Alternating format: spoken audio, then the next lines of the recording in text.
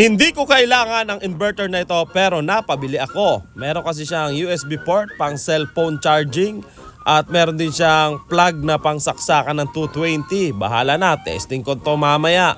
Ayun, ito ba na tropa oh. Eh mainit ang panahon ngayon. Madalang electric fan. Patay saksakan. Ito convert. Testing natin. Kumana kaya ito. Wait lang nyo. Testing tayo. 220 nakalagay dito. Positive.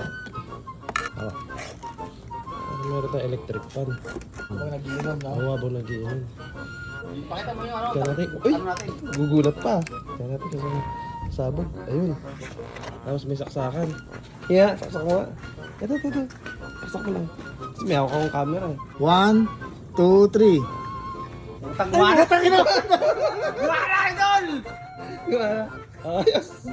O dito, lagay mo na yan dito para may electric fan tayo. Yan. Sige. Ay, ang taas naman ito eh.